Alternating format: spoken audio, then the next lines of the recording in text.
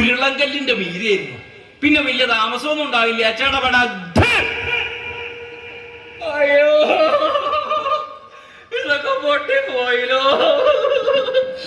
ഇതൊക്കെ എങ്ങനെ ഉണ്ടാക്കിയതൊക്കെ പൊട്ടി പോയില്ലോ. അത് മാത്രല്ല, ഈ കൈ ഇങ്ങനെ വരുള്ളൂ, ഒരാളുടെ മറ്റേ കൈ ഇങ്ങനെയായി. എന്തെങ്കിലും ചെലവിന് കിട്ടുന്ന രീതിയിട്ട് പുറപ്പെട്ടതാ. ഇതിപ്പോ എല്ലാ കാലത്തും ചെലവിനുള്ളതായി. ദുഃഖിക്കാൻ തുടങ്ങി. അപ്പോഴാണ് അതേ കണ്ടിരുന്നിട്ട് എന്തെങ്കിലും ദോഷം ഉണ്ടായിട്ടുണ്ടോ? ഉണ്ടായിട്ടുണ്ട്. ആർക്കാ ഉണ്ടായിക്കണത്? അത് ഞാൻ പറയാം. എന്നാ വേഗം പറയാ. ഇല്ല, വേഗം പറയില്ല. ഇതെന്താ, അതിനൊക്കെ ഒരു പറഞ്ഞു കഴിയണ ഒരു സമയമുണ്ട്.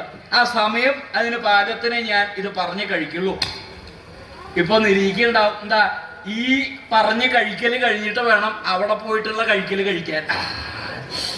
അങ്ങനെ നിരീക്ഷിച്ചിട്ടിരിക്കണ്ട കേട്ടോ. ചില ആളുകൾക്ക് അങ്ങനെ ഒരു ധാരണയുണ്ട്. ഇതെന്താ കഴിയാത്ത, ഇതെന്താ കഴിയാത്ത, ഇത് കഴിഞ്ഞിട്ട് വേണം അവിടെ പോയിട്ട് കഴിക്കാൻ. അങ്ങനെ വിചാരിക്കേണ്ട. ഈ കഥ കഴിഞ്ഞാലേ ആ കഴിക്കലും തരാവുള്ളൂ. അത് ഓർത്തിരുന്നോളൂ. ശ്രീ മഹാഗണപതിയെ ഉപാസിക്കാതെ കണ്ടിരുന്നിട്ട് ഒരാൾക്ക് ഒരബദ്ധം പറ്റി.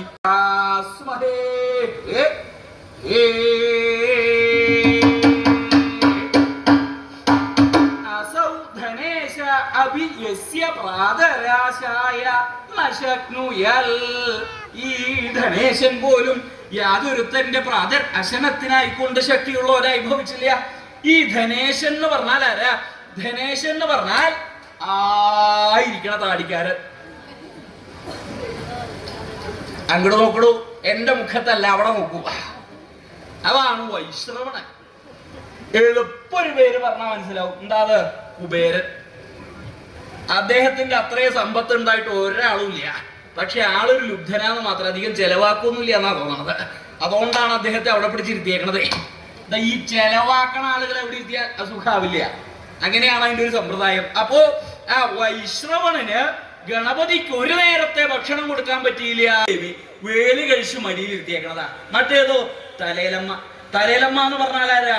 ഗംഗാ ഭഗവതി. ഇപ്പൊ കേൾക്കാനില്ലേ തലേലാവുക തലേലാവുകന്ന്? ഭഗവാൻ അങ്ങനെ ഒന്ന് തലേലായി.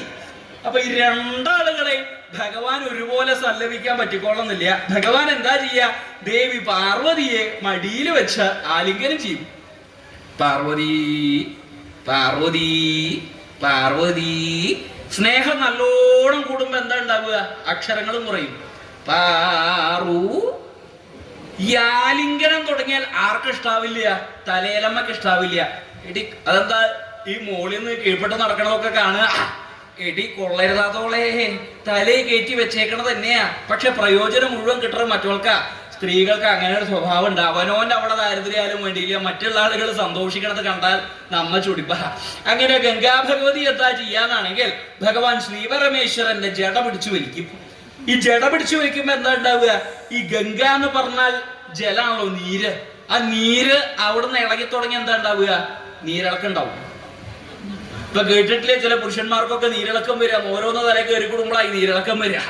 അപ്പോ ഭഗവാനെ ആ നേരത്തെ സല്ലപിക്കണ നേരത്ത് ഇത് ഞാൻ പറഞ്ഞു എന്നൊന്നും ഭഗവാൻ അറിയണ്ട കേട്ടോ. കേട്ടാൽ ചിലപ്പോ ആക്ഷേപമായിട്ട് തീരും. അതുകൊണ്ടാ പറയണത്. അപ്പൊ ആരെങ്കിലും കാണാൻ വന്നാൽ മടിയിലിരിക്കുന്ന ആളെ മാറ്റി ഇരുത്തുകയും ചെയ്യും, തലയിലിരിക്കുന്ന ആളെ അവിടെ ചുരുട്ടി കെട്ടുകയും ചെയ്യും. അപ്പൊ വൈഷ്ണവൻ എല്ലാ ദിവസവും വരും. വൈഷ്ണവന് തോന്നി അതെന്താ? അത് എനിക്ക് തരാൻ വേണ്ടിയിട്ട് കൊണ്ടുവന്നേക്കണതാണല്ലോ. അതിന് തരാനും കാരണമുണ്ട്. എന്താ? ഞാൻ അളകയിലത്തെ രാജാവാണല്ലോ. വലിയ വലിയ രാജാക്കന്മാർക്കും മന്ത്രിമാർക്കും ഒക്കെ ഈ കാര്യം നടക്കാൻ ഓരോന്ന് കൊടുക്കും ഇല്ലേ? ഇല്ല ഇല്ല എന്നാണ് ആളുകൾ പറയണത്. ഇപ്പോഴും നല്ലോണം ഉണ്ട്. അത് അങ്ങനെ ഉണ്ട് എന്നൊക്കെ പരസ്യമായിട്ട് പറഞ്ഞു വരുത്തിയുടെ കഥ ഇപ്പൊ കേൾക്കാല്ലേ? അത് അധികം പറയാണ്ടിരിക്കാവും ഭേദം ഞാൻ നിരീക്കണത്. ആ പഴക്കോല കിട്ടിയപ്പോ വൈഷ്ണവന് തോന്നി എന്താ, ഞാൻ അനവധി നാളായി ഭഗവാനെ കാണാൻ പോകാൻ തുടങ്ങിയിട്ട്, പക്ഷേ ഭഗവാൻ ഇന്നേവരെ ഒന്നും കൊടുക്കലുണ്ടായിട്ടില്ല. ഈശ്വര ദർശനത്തിന് എന്താ പോയാൽ എന്താ വേണ്ടത്?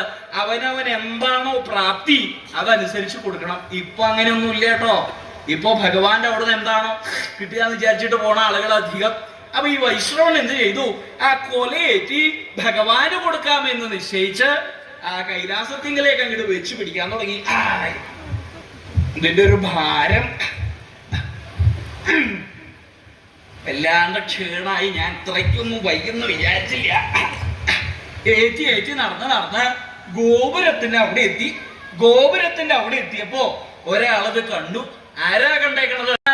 ചാരണന്മാര്, നാരദാദി മഹർഷിമാര്, ആ സർപ്പത്താന്മാര്, ഭൂതത്താന്മാര്, ഭൂമിയിങ്കലുള്ള ബ്രാഹ്മണര്, ക്ഷത്രിയര്, വൈശ്യര്, ശൂദ്രര്, പശുക്കള്, പക്ഷി മൃഗാദികള് തുടങ്ങിയിട്ടുള്ള ത്രൈലോക്യവാസികൾ മുഴുവൻ കൈലാസത്തിങ്കലെത്തി എന്ന് മാത്രല്ല ഭഗവാനെ കേമായിട്ട് നമസ്കരിച്ചു.